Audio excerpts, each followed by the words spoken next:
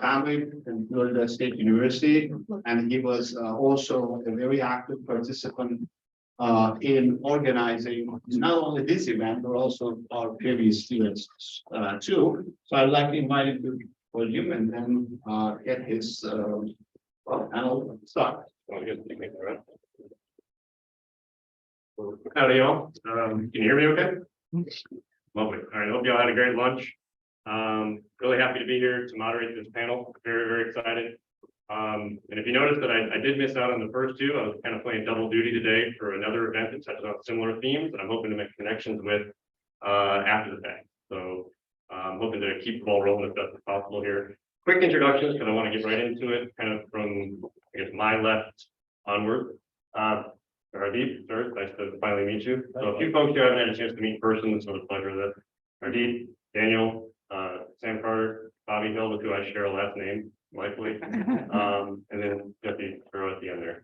And we have titles there. And again, I want to save time. I actually want to get to a point where we can have conversation among us and me not throwing questions out. So I do have three main questions I want to work through. Not sitting there. Oh, you're almost lined up. That's weird. Yeah, we're close. Yeah, perfect's the enemy of good, right? So three questions I'm going to work through, then we'll open it up for conversation. And we can kind of go, let's just go in order this way. And if you don't have any comment on the question, feel free to just pass the person next to you. And then we'll just go back and forth. I know we have one mic, right? Or do we have two? We have two. Okay, then we'll keep it this way. We'll start from me, move down to you, and continue that way. All right, so first question, right? We're here to talk about bridging this gap between our communities and our policymakers. And sometimes that feels like a monumental, insurpassable gap. I think there's even a more basic question. There is a basic question that we should delve into before we even talk about bridging that gap between communities and policymakers, especially when it comes to this notion of fostering resilience in our communities. And that question, courtesy of some comments from Sam, is what do we mean when we talk about community? Which I think we've talked about a little bit before I came in. And also, what do we mean when we talk about resilience? And this is a question, a topic that I think we could talk about for the rest of our lives, right? It's that complex. But to get us started with that, Hardeep, sir, I want to start with you. Just give us some comments on how you see a definition of community that's workable in the context of bridging this gap between communities and policymakers, and then a definition in the space of resilience that's useful when it comes to making effective policy that benefits communities. And I'll begin with you, and we can pass it down to the end, and I'll go. Thank you. Yeah. Can you hear me? Okay, that's a great question. Just to clarify, when you said policymakers, are we looking at folks like us in government, or are you looking at elected officials? That's also a great question. Let's say both. I think both factors are important. Yeah. So, obviously, and I'll speak in the context of Miami-Dade County, because I think we've got to make it real in the context of the use case. Just by way of background, the county has got 34 cities, right? 2.7 million people. And if you look at it from a resiliency aspect, and let's take one aspect of it, because the way I look at resiliency is a shock and a stress approach. And I'm trying to hit on the definition as well. And you cannot really say you're resilient in one aspect of a shock or a stress: population growth, aging infrastructure, emerging contaminants, saltwater intrusion. They're all shocks and stresses. And if a community really has to be resilient, then you've got to be resilient on all of those shocks and stresses, because you're only as strong as the weakest link in the chain, as the definition goes, right? Now, from a standpoint of from the policymakers, which is folk like us in government and our elected officials, the equation gets a little complicated. In the context of Miami-Dade, again, 34 cities. If you take the governance system of 34 cities, you have mayors, vice mayors, city managers, public works directors, chief residence officers, and the staff. And then if you take the governance of just the elected officials, there might be about 34 times 10 people, which is about 300 people. And those are the people who are actually in charge of these conversations, representing the constituents, representing the communities they serve.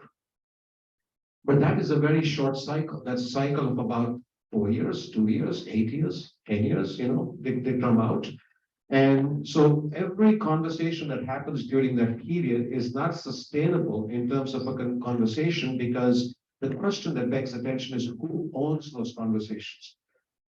Are those conversations owned by elected officials? Are they owned by folks like us in government, or are they supposed to be owned by the community? And I'll venture to say that those conversations those plans should be owned by the community. Because the community is not going away, the community is still there. We go away. Elected officials, policymakers come and they go.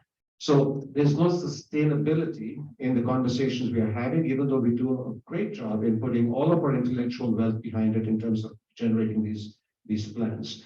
Now, as far as the conversations go, I firmly believe that the only language that will really unify us and them is not necessarily just language, but it's going to be data. If there's one language that unifies people, because data doesn't lie, and I said this somewhere else, if that was the case, then we wouldn't be going to a doctor's to do our blood work, right? Because we rely on the data to take certain corrective actions. Now, the problem, the complexity on our side is that data, we are kind of running the risk sometimes of becoming victims of garbage in, garbage out, because our data is fragmented, we don't have good data sharing portals, the methodology, the governance, the integrity of the data, and I can go on and on and on. So that's the second piece of the conversation I wanted to bring to the table. And the last piece I'll say is the definition of resiliency. What does it really mean? If data is the unifying language, if policy makers and folks like me in government is an issue because we don't really have a sustainable conversation, then the definition of resiliency is what doesn't get measured, doesn't get managed. If we don't have a good data ecosystem to unify language, and we don't have the KPIs and the metrics and the indicators in this collaborative fashion to say what resiliency really means, then it's a moving target. It is like, yeah, today I'm talking about resiliency in terms of climate change or sea level rise, and tomorrow I'm going to be talking about PFAS, and then I'm going to be talking about microplastics, and then I'm going to be talking about pharmaceuticals and water, then we're talking about aging infrastructure. What is it? So we end up confusing the heck out of our communities. I'll venture to say we confuse the heck out of ourselves. I'll stop there. Perfect, thank you.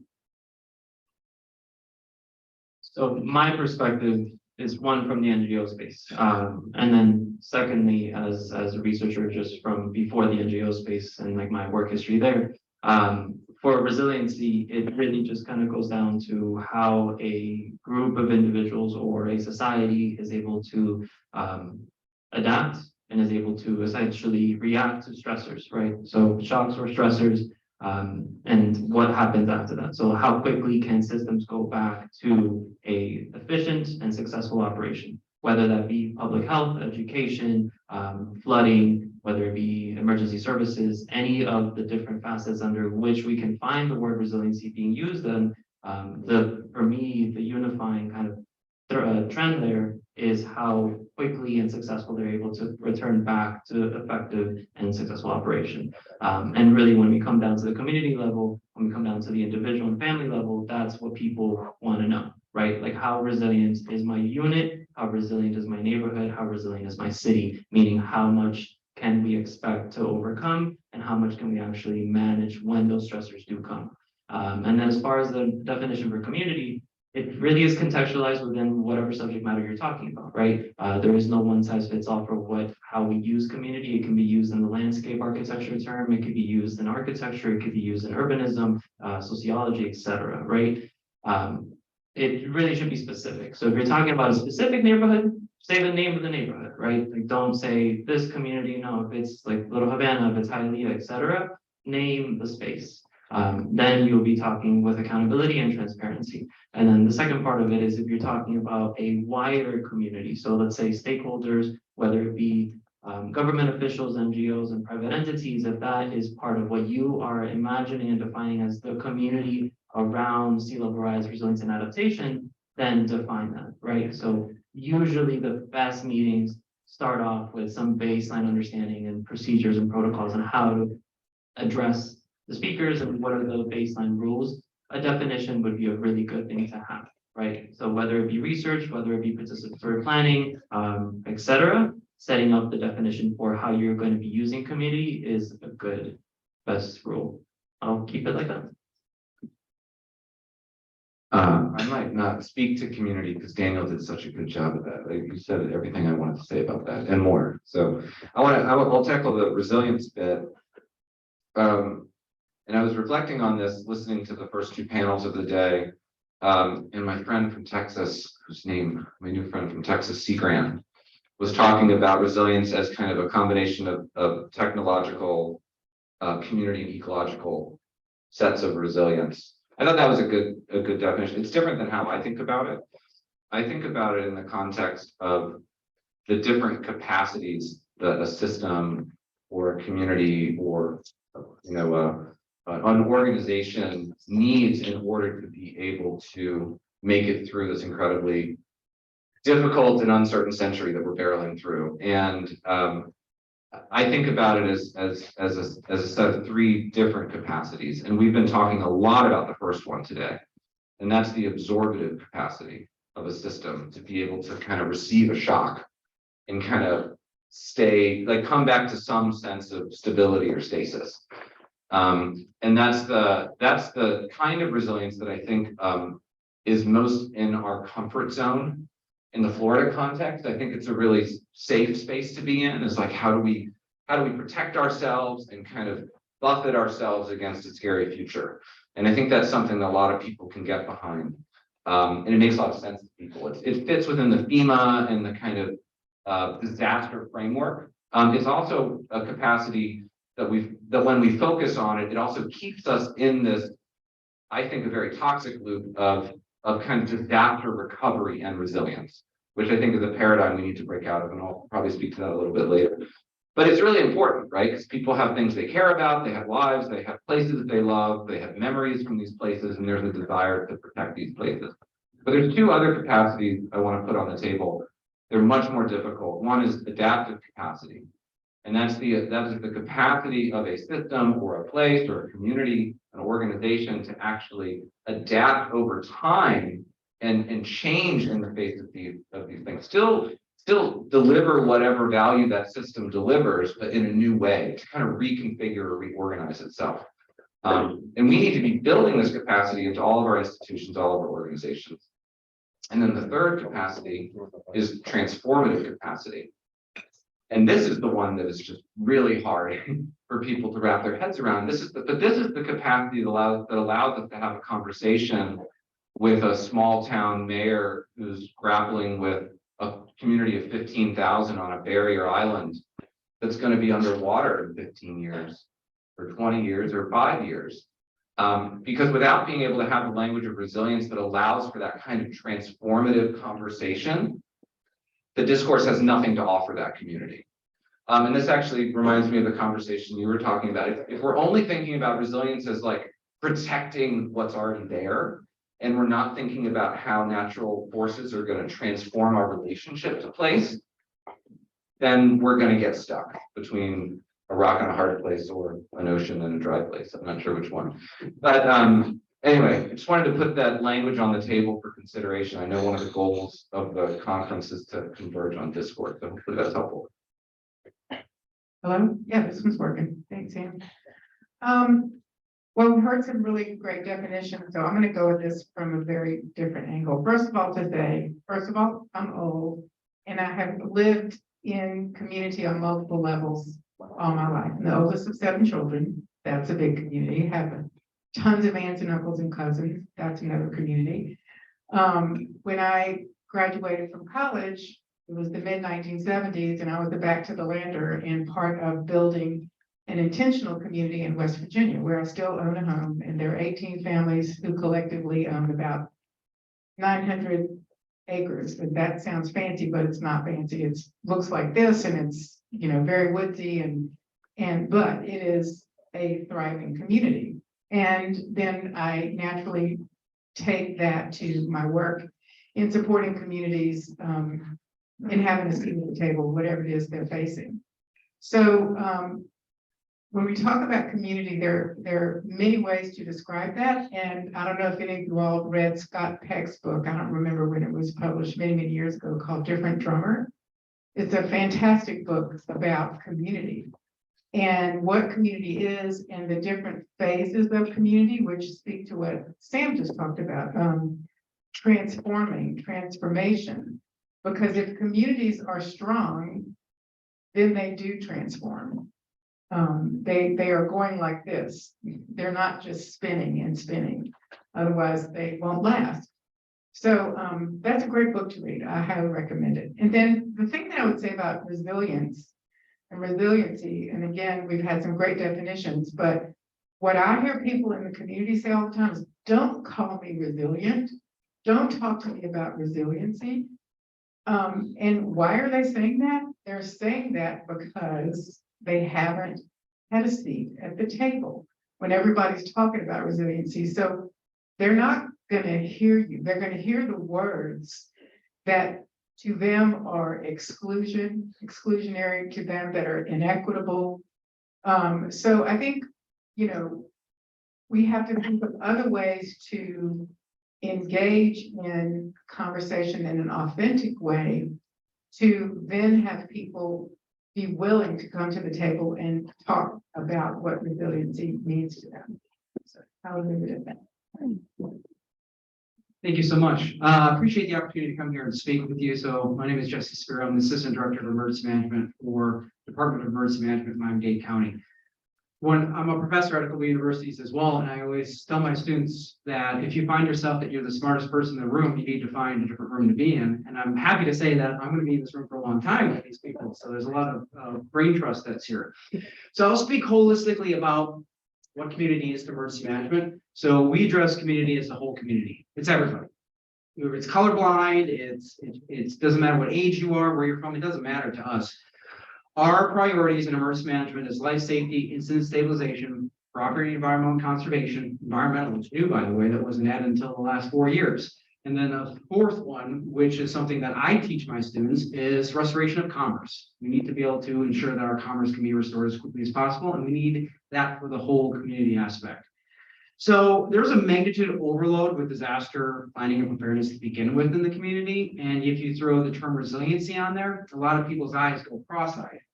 And that is unfortunately tied to the issue with, I had to write it down here, it's ideological response rejection as to what resiliency is, because it's tied to things like climate change and sea level rise, which unfortunately has been politicized so much in the last couple of decades. And you even saw it within the last decade as I'm not going to say which state or who this was, but a state emergency management director for a large coastal state was barred from saying climate change or sea level rise in any of their emergency management plans. And when he was questioned by the legislature about the state's preparedness and response to that, he never mentioned those words, and they kept on trying to get him to say it, and he wouldn't. And this is a friend of mine. I see him sweating at the lectern in front of all these elected officials trying not to say those words. So that's unfortunate. So the lexicon of emergency management has resiliency, which is pretty new. So I don't think it appeared in the FEMA strategic plan until this last administration took over. And as an emergency manager, that's a new concept that I have to educate our community to as to what resiliency is, because the landscape is changing and it's changing pretty rapidly. We are unfortunately very maladaptive as a species currently to the effects of sea level rise and climate change. How we get through that has to start at the grassroots. It has to start at the community level, but for things to get done, it has to be elevated up to those that are elected. The elected officials are going to be the ones that are going to be enacting these policies for us to make these changes to adapt to the circumstances that we're going to be confronted with. So that allows us to have that change. I think we have to address it or approach it from a change management perspective, like we do in business. When you have a new administration or a new directive, we have to do the same thing within our communities about change management with resiliency, whole community, and how we're going to prepare for the hazards of the future, which are going to be happening a lot quicker than later. Those are amazing responses, and I have a 1,000 different ways I could actually go with this next question. Just hearing your answers has changed the way I want to ask my next question. Before I do that, I actually want to change the title of this group. I want to hear what you think on that. So instead of just saying bridging the gap between communities and policy making for resilience, I want to take some of these ideas. I can't take all of them, but I think we need to get more specific for one. Maybe say bridging the gap between Florida's citizenry, Florida communities, something like that, and policy making for varying capacities, adaptive capacity, something like that, over the next 20, 30 years. Again, I'm just kind of throwing this off ad lib, but I mean, you immediately see the title and you work from that and take everything we just heard, it doesn't work. We have to be more specific. We have to think about things beyond the context of resilience, and there's so much more here, but working in that headspace, the next question I had written down was to talk about overcoming barriers, right? There are barriers we recognize between communities and policymakers, but I'm thinking just a more general, more direct question. State of Florida, as it stands right now, all across the coastline, across the state, we're facing sea level rise issues, a whole slew of other climate change related issues.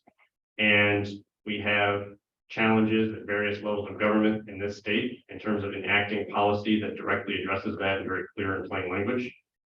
And so instead of asking very generally about overcoming barriers, I'm curious what you all think about the state of Florida over the next 20 to 30 years. What can we do collectively as people in this room to move towards a North Star? What does it look like? How do we get from here to a place in 30 years where this state frankly kicks ass in the face of all hazards? Again, Hardeep, I'll start with you. Yeah, thank you. I think that's a great question because, I think we've got enough intellectual wealth in the country, in the state, modelers, scientists, engineers, the whole slew of people. There's no dearth of intellectual wealth. I think it's there. But we've got to do a few things, and I would probably say two. One is, I think we've got to find creative, innovative ways to come together as a community of these intellects, the professionals. When I say that, I don't mean just within our organizations. I mean, academia, nonprofits, governments, even elected officials in the same room. So we're all driving towards that one vision. Do we do that? Yes, but we don't have continuity in that process. We'll probably do it for a specific cause or a specific event or a summit or a workshop or a conference.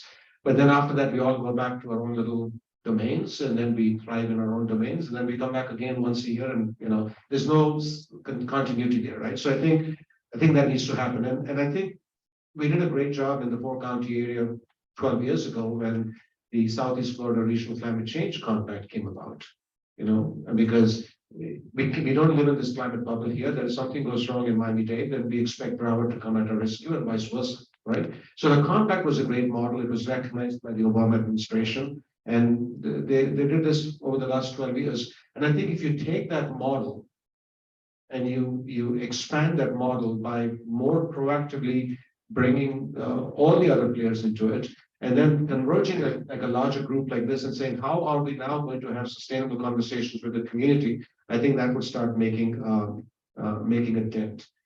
The other aspect of your question was about, I think this was one on the community, 20 to 30 years from now in the state of Florida. I think the infrastructure that we're designing, whether it's on any one of the domains, the lifespan, sadly, for this infrastructure is not, I shared this over lunch with a few folks, is not 20 to 30 years. Our lifespan of this infrastructure is 75 years, 100 years, depending on the kind of asset, right? A pump station at the most minimal level has a lifespan of 25 years. Our capital plans are planned for 20 years, which drive the 5-year, which drive the 1 year, right? So we've got to start looking at it way more futuristically, because we're looking at these assets with a lifespan of 100 years. So when you start throwing that conversation on the table, and if you don't become short in tunnel vision the next 20 years, then I think we would have done a good job. And I think for me, the next 20, 30 years, I don't think I have a crystal ball for that, but I think for the next year, I think the lowest hanging fruit is to first come together as a group of people that can then have tangible, educated, simple conversations with our communities. If we rally the communities will rally the elected officials. Because that's the connection between the elected officials and the community members as well. And I want to add before we move on, I love your point about what to do in the next year. And I think 20 to 30 year question could be still interesting if you want to answer that, but I'd also love to hear your comments about the next year. Like, what can we leave from here and do? And for everybody, I'm curious your answers on that. Yeah, and I would go a step further and encourage everyone in this room that, we came together and I thank UM and others to kind of bring us together in a closed, smaller setting. I won't use the word hate, but I dislike large conferences now because uh, I don't get away much from there in terms of the next actions. I would like to see that this group comes together, whether it's an informal group, and I'm happy to work with UM and create this ecosystem or a community that we can exchange ideas, not just emails, like constantly exchange ideas, right? And if you scale that idea, hey, maybe we give birth to some sort of a community right here today that can probably expand along the lines of what I'm saying, not just state of Florida. There are things that we learn from other states, and there are things that we shouldn't be learning from our mistakes, right? We should be sharing those lessons learned, successes and failures, because there's no shame in sharing a failure, right? And that's the only way you bounce forward, 50 steps forward. So I think to me, the challenge is always, what are the next 3 steps? What are the next 30 steps? And then where do we want to go 300 steps from now? That clarity we don't define. And we've got to run government as a business. If business ran the way sometimes we run governments, and I belong to government, so don't misunderstand me. I'm not beating my government down. I'm taking accountability, on the contrary, as a citizen, to say we don't really have an open checkbook. We don't have to run a profit. But if we run this as a business and we don't have the next 3, the 30, and the 300 steps defined, and we don't have where the profitability metrics are to our consumers, our stakeholders, and our customers, we would be out of business. So that would be what I would share. Thank you. Actually will push back. I don't know if running a government as a business is a good idea, but it is worth entertaining for sure. Okay, so let's start with Florida and I'll zoom out just I think as an approach for a state on how, in your words, to kick ass in the future. So I think it starts with the state level. I think the state legislature needs to be on board, right? Like I cannot imagine specifically in Florida, let's kind of hone it down to one state, but across the Gulf, I think it's pretty applicable. I can't imagine here any future in which we are successively and kind of repeatedly dealing with sea level rise and adaptation and making sure that gains are made on a region scale without the state legislature being on board. And if anything, being ahead of the curve of local government. And so I think as unattractive as that sounds to me, the game of advocacy, the game of making sure that the right legislation, the right ordinances, the right language being proposed by the state legislature continues to be an imperative part of this puzzle. And so that I think needs to be done. And it needs to be organized in a very, very clear objection, kind of step-oriented manner where everybody that is interested in the space, so let's say everybody in this room, right, we're all interested in this topic, we should all be able to at least find some sort of roadmap that says, like, if you are engaging with state legislatures, these are the things that we are going to be pushing for the next 5 years as a whole, right? Like that would make a lot of sense. Multiply our impact and they would hear the same messaging. So if you've ever worked with like commissioners or elected officials in general, they keep track of the issues that are raised up the most, right? So there's usually a threshold. It's either 100 emails, 150, etc. Whenever it reaches that is whenever they take like, okay, now it's a thing that my constituents need me to do something about. It works the same way across all issue areas. So I'll say that's the state level. Then the local government level, I think it just needs to be a lot more holistic. My sister's a naturopath, so I'm always thinking of a holistic approach to the world. But it really needs to be that way. So it needs to be housing, it needs to be workforce, it needs to be public health, it needs to be transportation. Those are the ones that I always like kind of center around. There are other areas that are just as important, but all those things need to be planned for collectively. I think it was Casey that said, if you're going to do a road, let's put some stormwater retention in that road, right? So fire retention cells, pedestrian walk, like any pathways, TODs, etc. All those things need to be part of our strategy to make sure that we are resilient and that we've thought about this through a societal landscape, right? So that if we are adapting, we're also increasing the resilience of our communities, we're increasing the actual capacity to be able to then successfully either like manage through retreat, or either if we're hardening, how are we going to do that in a successful way, right? So I think that's part of the local government, and I think the strategy needs to be done there and ensured. And then on the personal level, I look at the World Weather Attribution Initiative as a really good example of that. Essentially, it's the concept of climate change is so far removed from people's everyday consciousness that they and we can't connect directly to climate change effects, right? And so we need to attribute it to the weather, the things that people turn on their TV, what kind of temperature am I going to see, what's the rainfall this week, etc. Those connections have actually been really successful to getting people to understand. And the way that that's been done is through like statistics. So like say, this kind of weather this week would have been really rare 20 years ago, but because of climate change, it is more and more common. And so those kind of narratives have been really successful, and that was intentional. That wasn't by chance. That wasn't just one broadcaster. No. It was a collective. It was an initiative of academia, weather forecasters, etc. And so that I think is a model that works really well. And I think something like that needs to be continued to pushed on in the Gulf states so that we have this public awareness on an individual and a kind of a family unit level so that all of the other things are supported by it. Yeah. Thank you. Coming back to the holistic idea, and this came up in some of the earlier panels, the idea that what communities are most concerned of day in and day out is housing and education and workforce and jobs and basic economy and kind of the health of their community and the health of their families.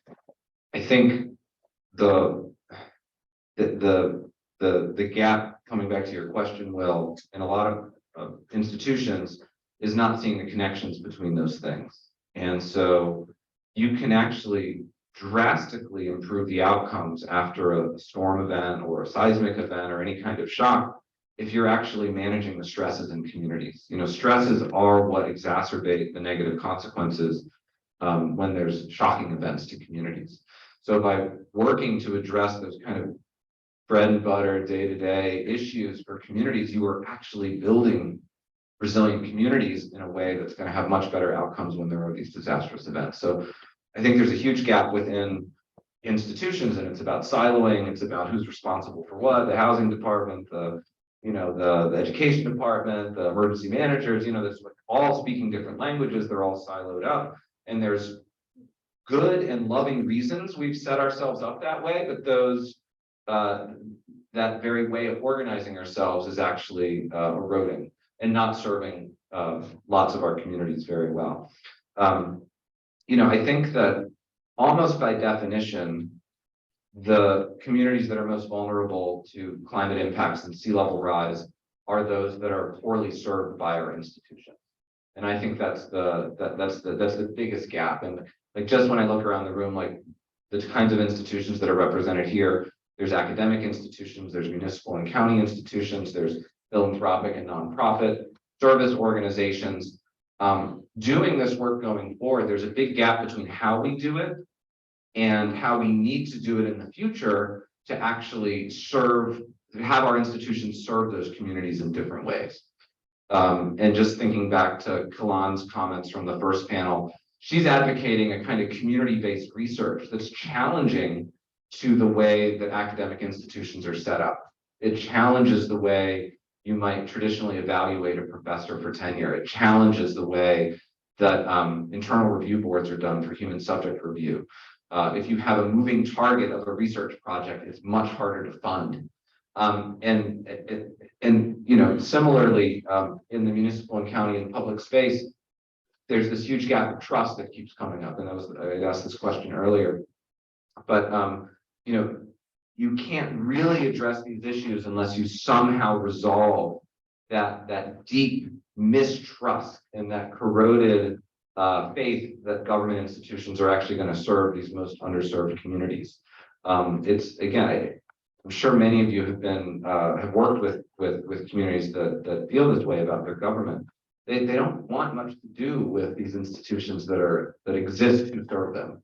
And you can't just snap your fingers and undo that. It's just one of these key gaps. And then again, with philanthropy and nonprofit, the kind of other sectors that are in the room, that there's a massive need to upend the power dynamics that exist between philanthropy and community and nonprofit organizations. And I say this as someone who used to be a managing director of the Rockefeller Foundation. There's a lot of challenges with that kind of work. But who wins the grants and who does the work does not often line up with the communities that they're actually intending to serve. And there's been a huge conversation happening just over the last 3, 4, 5 years. Then COVID brought a bunch of issues to the fore. There's enormous gaps that need to be resolved in that dynamic as well. So just to a little bit pick up where Sam left off, you know, we live in a world now where people make decisions and say things and do things at the expense of somebody else. And we're seeing this day after day on the news in our communities. And as long as we do that, we will never win. Nobody will win, even those people who think they're on the top with all the power and all the money. We cannot continue to do things at the expense of anyone. And that is not what community is about. And community doesn't mean that I belong to a community and we all think the same or we all feel the same. And I can tell you from my experience, building a community in West Virginia of a bunch of different people from Texas to Florida and Georgia. We had many weekly meetings where you couldn't speak if you didn't have the spoon in your hand. And oftentimes there were tears and this and that, but that's where the relationships are built and that's where the community happens. And we just can't continue to do that. And what that has also done is flip the dynamic of legislators. So you spoke about legislatures, you know, taking on this mantle and doing the right thing. Right now, what legislators are doing things at the expense of other. And so those others don't feel like, and they don't frankly have a seat at the table. And so then we all become more and more disconnected and disengaged. So how do we get through that? We get through that by having authentic participation and engagement. And you can't just do that for the sake of doing it. We have projects, we have problems to solve, we have design issues, we have all the opportunities in the world to engage in a process where everybody who is impacted by the decisions to be made should have a seat at the table from the beginning. And in your first comments, which I agree with, but what I heard was you were saying, you know, city governments and other municipal entities and organizations and such do this and then go to the community. We can't do that. The community has to be at the table in the beginning. They're not the other. They are the only constant. You also pointed that out. You know, school boards come and go, mayors come and go, governors come and go, and even, you know, presidents of philanthropy come and go. What normally happens is when they leave, and there might have been some good things on the books, somebody else wants to come in and put their mark on their stuff, right? And so then a bunch of stuff, a bunch of work that got done just gets left on the shelf or just forgotten. So I'll just tell you one little short story as an example of how this can work. And this is very recent. So we're doing a small project with the Sewage and Water Board in New Orleans. That in and of itself is quite a challenge. But some key people in the Sewage and Water Board, you know, took this course that we offered about learning how to do this work, authentically engaged in the community, soup to nuts. And then after they did it very successfully, they came and said, well, we're going to have to go to the public. And by law, we're going to have some meetings because we're going to have a rate increase. And right now, if you were to come to New Orleans and drive around the streets, all you're going to see pretty much in every neighborhood is big old potholes and caution tape and cones in giant holes in the ground. And, you know, and so this entity has to go to the community and have a conversation about a rate increase. So they decided we're going to take what we learned and we're going to do this and we're going to authentically invite people to the table, but we're gonna test it first by doing it broadly, but internally. And who are we gonna go to first? We're gonna go to our employees, of which there are thousands, and they are all ratepayers, and they're all customers. And by the way, well, I'll get to that in a minute. So we had 4 meetings. One was in the office downtown where mostly the administrators are and the people who take care of the books and all that kind of stuff. And the room was packed. Then we went to the water plant. And that was mostly engineers and project managers. And again, they all came to the table and they fully participated. Then we went to a smaller water plant across the river, but the last meeting was at the yard, which I had never been to before. It's a very scary place, huge, you know what I'm talking about? Massive piece of real estate that looks like it's completely and totally falling apart, probably because it is. And that's where the people at 7:30 in the morning come to work to get their assignment, to get on their trucks, to go out in the streets and do the work and interface with the community, fixing water mains that have broken, you know, fixing potholes and that kind of stuff. And every single one of those meetings was a huge success. It was standing room only. And after every meeting, we do an after action review, an AAR. Maybe some of you know what that is. It comes from the military, but you ask questions in the heat of the moment, like, what have you learned? What are your concerns? How can we improve? And in 3 sentences, tell us the most positive thing that happened at this meeting.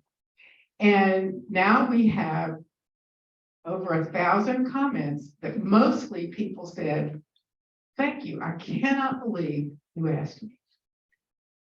And in this activity that we did, people had 12 doubloons coins, and each one represented 50 cents or 0.5%. So if they chose to spend all 12 of their coins, they were going for a 6% rate increase, which is the largest rate increase they're ready to go, that the Sewage and Water Board will go for, or less. And across the board, they spent 5.5%, which was a shock. It was a shock to the powers that be, because they didn't think that was going to happen. But because, and by the way, I'll also say that I'm going to say, just looking across the board at all the meetings, 80% Black. Because New Orleans is a minority, majority Black city anyway. But who's there doing the work? Who are the workers in the yard that get up at 7:30 and get on the trucks? They're Black people. And then I want to bring that back to what Kalan said today. Now here she is. She made a comment to me at lunch. You know, she's going, I can't believe I still have to come at these things. And I think she was, oh, here you are, you're still here. Okay.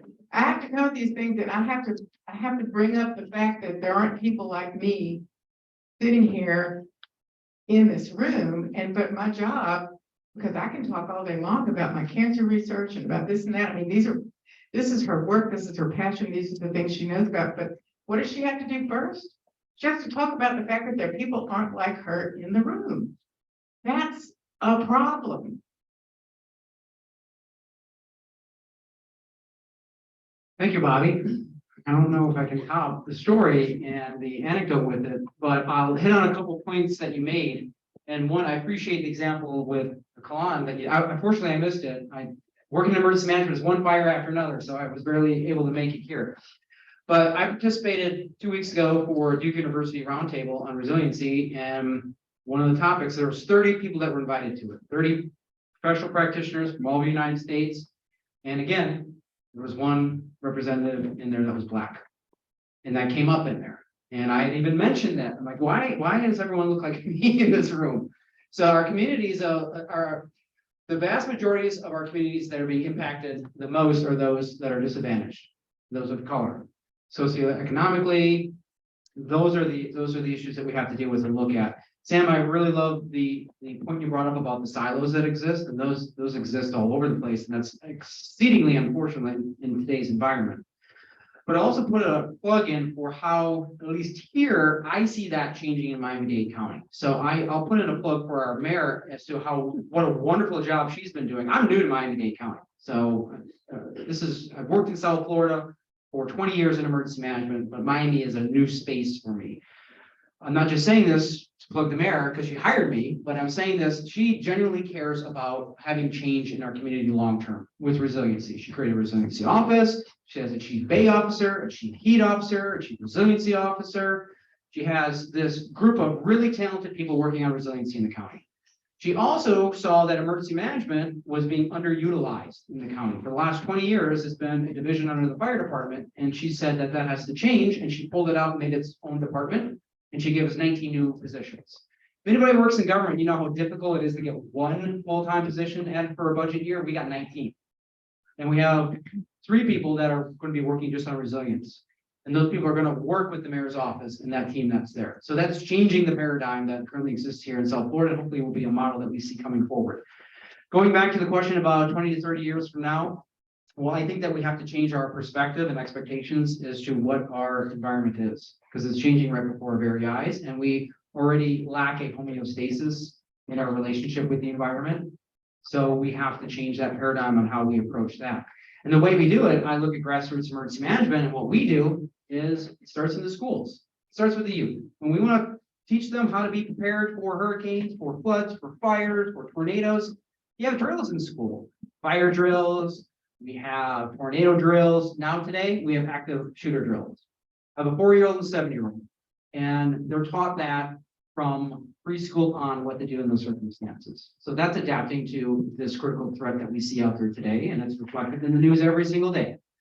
But if we look more holistically, why isn't resiliency being taught in the schools, at the elementary, at the middle school, and high school levels?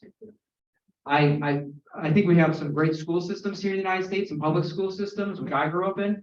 But I also think that with my children, I think that they should be going to school for longer. I think they're off for too long during the summers, quite honestly. But I think that these are very important topics to talk about with children, because that's how you do change management, and that's how you change culture if you hit them when they're young. Because they bring that information home to their parents, to their friends, to their families, to their neighbors, and that's how we see change in our neighborhoods.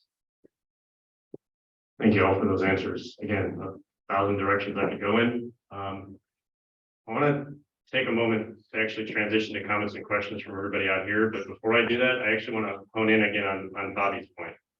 I just want to make a statement. Please correct me if I'm wrong on this. I come from a world of engineering. I'm an assistant director at an engineering research center, the Ryder Center, which I don't think I actually introduced myself as such at the beginning. So there it is. A lot of conversations I have are about the fact that historically, demographically, engineers have been 70 to 80% white straight guys, right? And there is a direct correlation between that and equity issues in infrastructure development. And that's a conversation I think we should have. We're having a conversation here, a panel about bridging the gap between, we said communities, but more defined term, we can talk about Florida communities or certain state communities, and policymaking for resilience, policymaking for adaptive capacities, absorptive capacities, you name it. I guess the question is, who are the policymakers? What are the issues with who they are, and how do we change that? Representation is key here. I think the terms diversity, equity, inclusion, and acceptability have been a lot more prominent in the news. So on that note, that notion of inclusivity, representation, DEIA, I'll just make it as a comment, highlighting that as something critical for this conversation, and I'm going to open the floor to everybody else. So who has a comment, question, anything? So, I wanted to say one other thing with Yes, brother. regards to this. So, when we've been working on planning this event, and I just have to give a real shout out to Murad, who really worked so hard, and this concept, putting this together. Just a lot of crazy busy work and herding cats and stuff like that, but somebody's got to do it, and thank you for that. But I will say, in a lot of these conversations, we talked about, how important it is to have the community at the table. And getting back to what I said about doing things at the expense of an exclusion, we tried pretty hard to get some community-based organizations to participate. And there are some amazing organizations in the Gulf region doing really powerful work, getting some serious funding.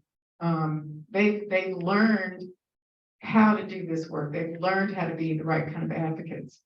And I could be paranoid about this or whatever, but I am pretty sure that there's a very serious reluctance for those folks to be involved because they don't trust anybody, and I don't blame them. And in this culture of exclusion, they're like, we can do this ourselves, thank you very much. And I think that's a major hump to get over when we talk about, you know, the connectivity from the community to the policymakers. And I'll just say there, in my mind, there's only one way around that, and it's relationships. It takes time, given the divided world that we live in, for people to trust, for people to even think it's worth their time to have a relationship with somebody who looks different from them. Can I add to that? Yes, sir. Yeah, you know, when I made the point of government as a business and being siloed, and you know, government gets a bad rap all the time. And it doesn't do really much good to those of us who work in government. We continuously are dividing and increasing this gap between us amongst them, us against them, right? That mindset has to change. Who's going to change it, when and how, is probably another conference of its own. But we've got to come to the table as one united group of people. We can't always play in a catch-up, because I was just doing the math when the conversations were going on. 3 million people approximately in the county, 30,000 employees. That's one employee for every 100 people. Is that too much? Is that too little? I don't know. But when I said government as a business, if I don't hold ourselves accountable, if we don't hold ourselves accountable to say, we ultimately have a fiduciary responsibility for the taxpayers. That's what the taxpayers tell you. I've heard this. I pay a salary. Those are not good conversations. Nobody pays nobody's salary. We're all taxpayers. I'm a citizen first before I'm a government employee. And I was fortunate, again, you know, going back to what Jess said, is the mayor appointed me about 2 years ago to lead the water issues in this county as the director on water strategy. And climate change is going to be felt through the lens of water, is being felt through the lens of water. So we've got to get real and say, well, climate change, yes, it's happening, but the common man on the street doesn't probably understand climate change. He's going to understand, or she's going to understand climate change when the problem is impacting their livelihood or the livelihood of their families. It could be a contaminant, it could be saltwater intrusion, it could be lead and copper, it could be all of these things are connected. More precipitation, more runoff, more pollutants, more costs to the treatment plants. Right there, the equity, affordability issue is out of the door. So it goes back to running government as a business, because the bad rap is government is fat, government is fake, government is divided, government is in silos. Well, government also has regulations to meet. There's reasons why government has 25, 26 departments, because you cannot have a public works department combined with emergency management. You can't have a regulatory department in government combined with, a housing department. But yes, we do come together. And I think maybe governments have to showcase. From what I'm hearing is I took accountability of myself in the first part of the conversation in beating myself down. Now I'm going to take a little bit to defend it, because I think it's only fair, is we do come together. We do come together as cabinet meetings with the mayor's office. We do have all kinds of interdepartmental meetings. Maybe we don't blow our trumpet enough. And we have to do that too, because this concept of trust and mistrust that is there, yes, it is there, because we don't take the time enough.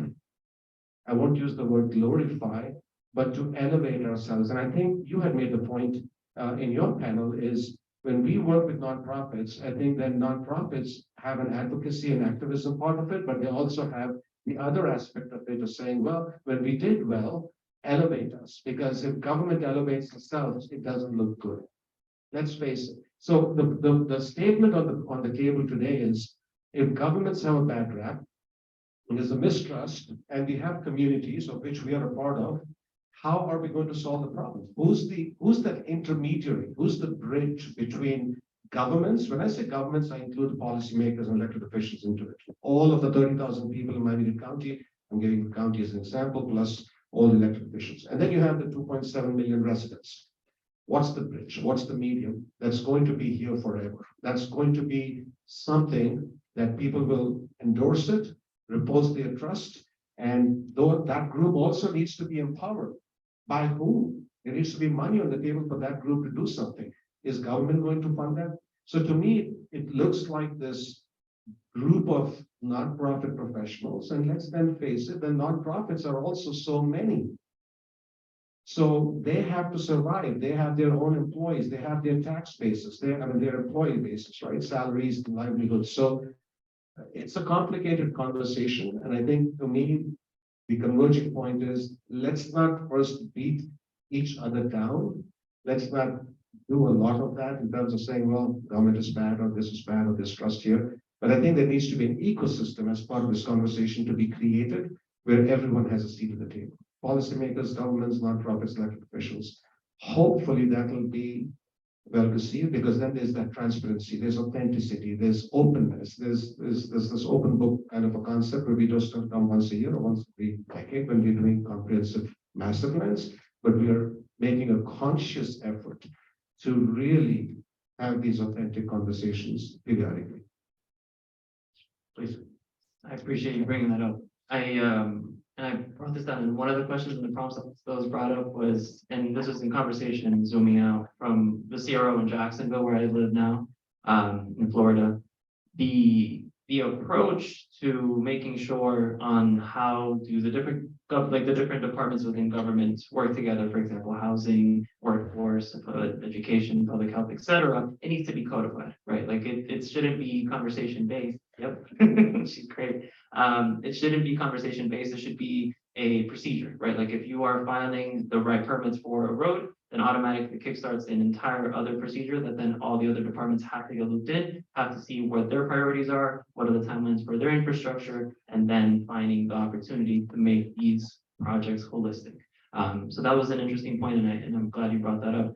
And then the other part that I was thinking about, and the interface part of building the trust or rebuilding trust and gaining trust. Nonprofits locally, specifically Miami-Dade, have done this pretty well. Catalyst and Urban Health Partnerships, Healthy Little Havana come to mind. They essentially hire community liaisons. And so the residents in specific neighborhoods that they are targeted by usually public health grants. And then they hire liaisons to be the ears on the ground, and then essentially tell them, are they actually going down the path that the residents and families want them to go down? I think that is an interesting model for local government, municipal and county, to actually see if that is something implementable as part of government staff. And by that extension, you are involving the residents in the decision-making process, and you're also building a sustainable plan for making sure that there is somebody there that is going to tell you when things might not be on the up and up. And then Will, you mentioned on the infrastructure piece. What actually keeps me up, and this is based on a project that I was recently collaborating with a few colleagues at Conservancy, is on the infrastructure side. When we essentially did a round of interviews with stakeholders, resource managers, for folks from the water management districts across Florida, and we tracked money through state revolving funds. And then we asked the questions of how did you select the projects, which projects are elected? And then on the back end, we were doing like a spatial analysis to figure out if where the projects and the money's being filtered and positioned to is going to disproportionately affect lower income communities and communities of color. And so our hypothesis is that the projects are going to the wealthier, whiter communities, right? And so when we asked the questions to all of the interview participants, the number one answer was, we go where the infrastructure needs us, right? So where is the pump that's failing? Where are the gates that are failing? And that's where we put in the money. And then if you zoom out from that, the part that keeps me up is a lot of this infrastructure was built around the time when the country was inherently racist, right? Like there was systemic racism present through our federal and government bodies and in civil society. And so a lot of this infrastructure that is now reaching that end of life cycle was built around a time when exclusion was the standard operating unit, right? And so if we are going to upkeep that infrastructure without second think of like a moment to pause and say, hey, maybe this particular road shouldn't be where it should be because it cut a whole community in half. And then now you have an entire loss of population because of it, right? So things like that are part of the decision-making process of how infrastructure is maintained and repaired or replaced. And I really think that that should be part of the conversation, if not part of the law of how that gets maintained. So let's open the question up unless, Sam, you might have a comment on that. So I'll ask a question, also let you make a I comment know. because it's related. Can I speak to Hardeep's question? No, I think it's. Absolutely, it's related. Well, the question is like, what do we need in order to be able to manage this kind of existential threat over time? And I think we've talked a lot about the limitations of current institutions to be able to manage this, and Hardeep's point about like all the institutions we have are set up for a reason, and they exist and they serve a different function. I'll just talk about a little bit of work we've been doing in the state of California. My organization was asked by the governor's office to do a statewide analysis of all the regions of California's readiness to do climate adaptation work and resilience building work. And so we interviewed, I don't know, 1,600 stakeholders or something crazy like that. We reviewed all the different reports. And the conclusion across the board is even in a state like California, they are not at all set up to deal with climate adaptation at the regional scale that's needed in order to deal with these complex systems. It's just not there. And I do believe deeply that we need new kinds of institutions, whether they're reconfigurations of existing things and things like that. And the governor's office was really pushing us to be like, what's the solution? Like, just tell us, do we need like a climate adaptation boards that are gonna, be like across the state, and like how many counties should be part of them, and like should they be for 30 to 50 municipalities, or should it be like 20? We're like, no, you need to actually fund the regions to define for themselves what these institutions are. And I'm really proud that last week the governor's office released a new state grants program called the Regional Resilience Grants Program that's actually going to fund like collaboratives of local government and nonprofits to define for themselves what the institutions need to be. And so it's going to include partnerships with academia, partnerships with community-based organizations, building on long collaborations between nonprofits and community-based organizations in these places. And it's going to look quite different in each place. But we need to allow for that kind of flexibility and creativity for communities to define for themselves what these institutions are. And then we need to empower them to actually manage communities through this transformative process.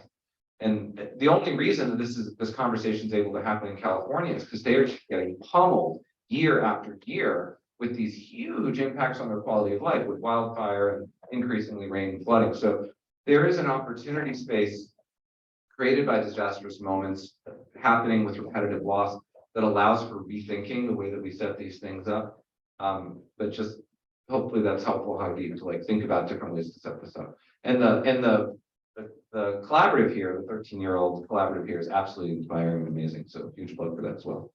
Can I just make one comment? Because Sam, it resonated with me a lot. So talking about why organization exists for a reason. And government, all of our organizations that work exist for a reason. So in the fire department, plans, policies, and procedures exist for a reason, because I came from the fire side as well. You know what we called those plans, policies, and procedures? Sam, Mike, Mickelson, Donald, they're named after somebody that screwed up, and that's why we have that policy or that procedure. That's purely why. Emergency management as a profession, as you see it today, is very new. It is 43 years old. And we got our existence of modern emergency management from the creation of FEMA in 1979. Why was FEMA created? What focusing event did that? I asked my students this all the time. Hurricane Frederick, because that happened to us in 1979. It was a major. 3 Mile Island. Oh, yeah. 3 Mile Island was a catalyst of forming a unified federal emergency response networking system. And then we've had a number of events over the years and decades, most recently 9/11 and Hurricane Katrina, that changed the dynamics as well. So focusing events make those changes for us. Yes. Yeah. A plus. So before I move on, I want to do a time check. I think we pushed things by 15 minutes, or are we 2:35 Yes, to wrap up, or do we want to I guess we were originally at 2:20. originally 2:20? And We can go to 2:35. okay, all right, because I do want to get time in there, and I do not want to sound like a broken record with this. I know there's a lot of directions to go in, but Lord, this is a really important point. I gotta come back to the systemic racism. I gotta come back to that. I want to hear a little more conversation on it. We're talking about representation, right? Community engagement in policymaking and decision making. At a local level, awesome. At a regional level, super awesome. I can add more supers in front of that. At what point, at what scale is it not working? And at what scale do we need to interject? I hope this question started to make sense. Because I think, right, in our local governments, it's very accessible to go to a community, talk to people, just include them in the conversation about the policy that's going to be made in that town, for example. But when we go to the scale of a state, of a country, right? Where decisions are made at massive scale, mind-boggling scale that affect the planet. What do we do to change those systems, to make sure that we're directly bridging the gap between all communities, all people, and policymaking? And I'm going to open that question to everybody in case anybody has an answer that they want to contribute, but I'd love to hear from y'all too. If anybody wants to go for it. First off, from the audience, does anybody want to answer that question or contribute to it? No, it's very chirpy, and that's also a very sensitive topic, but Can you repeat the question once more? yeah, absolutely. So in summary, my question is about, I guess if I were to summarize it, systemic racism at higher levels of government, state, federal, and what we can do about that collectively to bridge the gap between all communities and policymaking.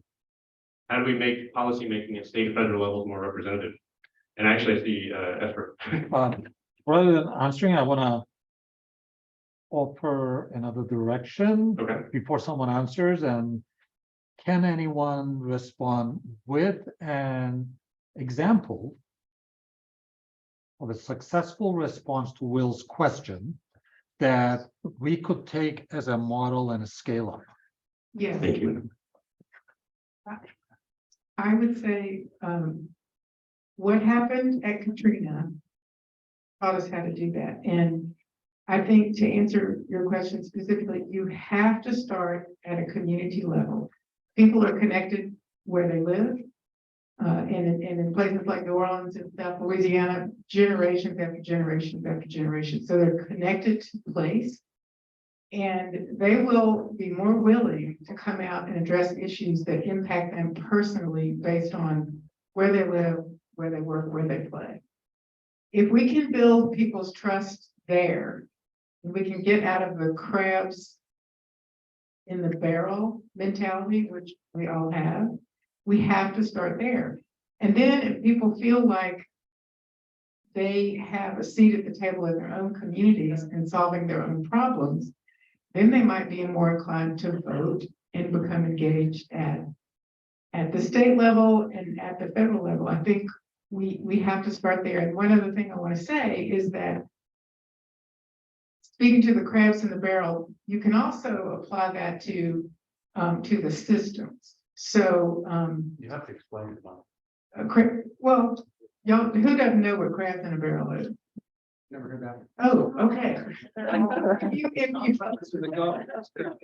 put crabs in a bucket, you'll see they're trying to get out, and then there's one underneath it grabbing the leg of that one and pulling it down so it can get out. It's like you're all trying to get out, but you're pulling each other down while you're trying to get out over top of somebody else. It happens everywhere. You don't have to be in Louisiana to know what crabs or experience it.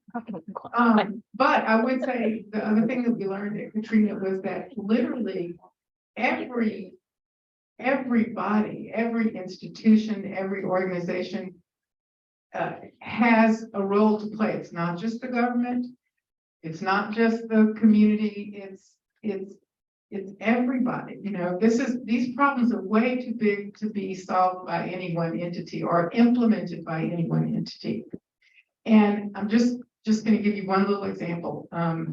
Ida in New Orleans was, as a storm, it was kind of a non-event, but our, aging electrical system just, I was without power for what, 2 weeks at least, more than that, probably. We had no water.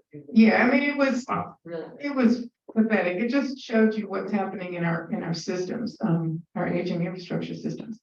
But there's an organization that did some of the most amazing work that I have ever seen, and they've become an example. And actually, it wasn't just I, it was a lot of things. So there's this organization called the Red Beans Crew, and they are all about culture and community in New Orleans.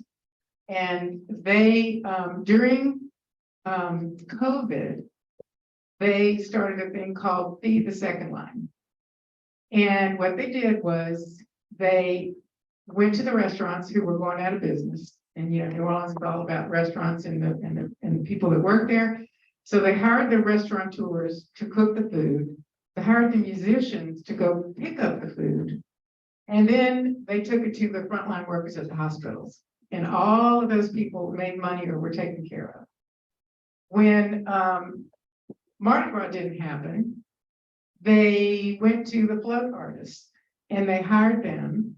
They put out a thing and they said, you could sign up, you could put your name in the hat for a $25 donation. And then once every week, they pull the name out of the hat. And if your name got picked, then the artist came to your house and built a float on your porch. Now that's become something that's now standard in New Orleans. Everybody wants a float on their porch. Then they did the same thing. They said, put your name in the hat, $25. If your name gets picked, they went and hired the musicians who then you had a porch concert at your house during COVID. So people could come in your neighborhood and sit outside in your yard with a mask on or whatever's comfortable, but get out and be in their community. They provide a place for different crews, Mardi Gras Indians and whichever, to come and make their costumes and do their beaming and their beading. And that's just one organization that's doing it. And then they led the charge during Ida to create these safe havens in local bars, of which New Orleans has lots, to fund solar panels so that they could become places where people in the neighborhood could come and charge and pick up ice and do things like that. And now they're happening all over the city. So when a hurricane happens, there's a local bar in your neighborhood where you can go and get those things taken care of. So that's not the government doing it. There are other things that the government needs to do. There are other things that churches need to do. There are other things that other organizations. So everybody, and unless we get out of the us and them mentality, that won't happen. I'll mention, I think we have about 4 minutes, and I want to be respectful of the time. So if somebody's got a 4-minute comment to add on the idea here of I could just echo on Bobbie's point on that. We're getting the community buy-in. The community drives recovery. So the community members are going to recover their community with or without the government. So we can help to facilitate a quicker, more robust recovery effort. The Dutch have done it with how they've hardened their coast from flooding. You even go back to Galveston in 1900 when the entire Galveston city was wiped out by the 1900 hurricane, one of the most powerful hurricanes in the country. It killed 10,000 people. They armored their city by all agreeing, every single business owner, every homeowner, we're going to raise the city. And they did. They raised it 30 feet because of that. Locally here in Florida, 15 years ago, I worked on the Florida disaster housing strategy, and I was a mitigation manager for Palm Beach County at the time. And we had a challenge with the Glades communities. So the areas around the south end of Lake Okeechobee, it's rural, it's poor, it's a migrant community. We couldn't get them to participate in the evacuation planning process. So what we did is we did it grassroots style by going out to the faith-based organizations. So we met with the church leaders, we met with the community local leaders, and we got them, we sold them on what we were doing and why this is going to help them. And they trusted us. And then they took it back to their congregations, and then their congregations invited us in. We worked nights, weekends, holidays, going to crawfish boils, going to fish bakes, going to all these things because they trusted us. And then we were able to get their buy-in. They contributed very successfully to an emergency evacuation planning for the Glades area. I think I can't stop from commenting on Bobbie's Justice point is, we had this conversation again during lunch, and the question is, if you're a member of the community, who are you going to listen to? Are you going to listen to me first as government? Are you going to listen to me as an elected official? Are you going to listen to your pastor, to your priest, to whichever faith you belong to, right? And I had the privilege of attending the World Parliament of Religions in Toronto a few years ago. 13,000, 14,000 people come together from so many different faiths that I've never even heard of. And I went there because I wanted to get a glimpse of the Dalai Lama, and I was invited to speak there on climate change. And the reason I'm so glad you brought this up is because we might be actually onto something here, that is a body of people that we have not tapped into to become the ambassadors to speak to their congregations about the impacts of climate change and connecting it to water and connecting it to health and connecting it to food security and national security now, by the way, is a big issue. So we've got to stand up people like us to start talking to these faith-based organizations and leaders who can then take it back to the communities. And the reason why it is not just important to talk to them to bridge the trust, it's important because none of these things that we're talking about can be done if there's no funding. And funding cannot happen if the same communities are not going to support it. And support cannot come if they're not educated enough. And to get educated, it's that round robin thing that needs to happen. And we've got to find those paths of least resistance. And that is one of the paths of least resistance, lowest hanging fruit, maybe my step 1 in the step 3 direction. Thank you. There are a lot of steps we gotta take. Getting people together though, a network, leveraging our abilities to empower others. Those are steps in my mind. I hope we can talk about them more. I'm gonna wrap it up there. Thank you all so much for listening. Thank you all so much for being on camera. Thank you. Great, panel, like once in the morning, so it's too many ideas, as I said, that was voices. They said this was actually our goal at this starting, and then to be able to include as many voices as possible, diverse perspectives, and then we have so many different those that at some point it's becoming even overwhelming. So there's a lot of things to do. I mean, there's a lot to do, to coordinate, to learn. And again, when I started, I just said that the important thing that as a researcher from the academician, right? I am here, and we should be here to learn, right? Not to analyze or study. That's a good point, right? You don't. A good way to put it. I don't think I'm going to put it the same frequency, but do lead the research. Do not lead the research, but do it together, right? So the ideas, but that requires some learning, some awareness. We always talk that like to understand the climate change better, or to adaptation strategies better, that we need to increase the awareness of communities and educate them more. But at the same time, we need to be educated. Our awareness should be there too. So that's the purpose. I would like to become more aware of the environment in which I am inspired to work with my peers and people out there. But I need to learn how to do that. And I realized that today's panels, which was quite interesting and very intriguing, that I have a lot to learn still. But at the same time, I'm excited to do that. So all those things that says that a lot of low-hanging fruits. Well, there are a lot of high-hanging fruits too. I mean, we need to do something about that as well. But one of the things is that I have to mention that when I'm thinking about the comments of Kilan, and then for example Tony's comments about that you can build trust by doing, not just talking and lip service. That was an important point, and a lot of Bobbie's points there too. Of course, I am by education an engineer, like industrial engineering, where a little bit at some point my dissertation went into microeconomics and things like that. So I know a little bit of economics. If there is no economist in this room, I can comfortably say that I am an economist. So here the issue is one of the things that like the words that I could think of, for example, I believe in, from the economics perspective, incentives, right? That's a word that I would use. And from mathematics, I would use the term equilibrium. Everything goes into an equilibrium as long as depending on how you set up the boundaries and parameters.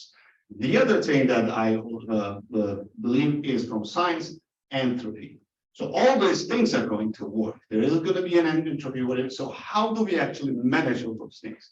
How do we align incentives? How do we stand against entropy or manage? We can stand against it, but how do we flow with it? And that's the adoption there. And then how can we actually change the equilibrium? For example, as Kilan mentioned, that we have nothing probably offer here as academics. Well, we would like to learn how we can have something to offer, right? And even the agencies, like Olivia mentioned that nowadays, for example, NSF now says that it wasn't the case before, that you have to have 10% in your budget for communities. So the agencies themselves are learning too, and I'm a little bit optimistic. We are a little bit on the right, but in the right direction. But of course, it's not a straight line. We are basically, moving back and forth, and left and right, and we need people to show us the path, like people like Kilan, and everybody here is just in this panel. So it was really very inspiring, and that's how I feel. So I actually ended up learning to today's panels more than what I expected. And of course, to continue with the program, we need to give a break. And because after this break, you will have lightning talks about research and academics. So I suggest to just grab a cup of coffee, definitely. But we are there, so we're getting there.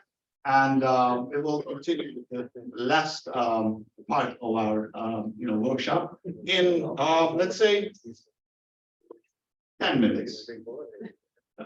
Thank you.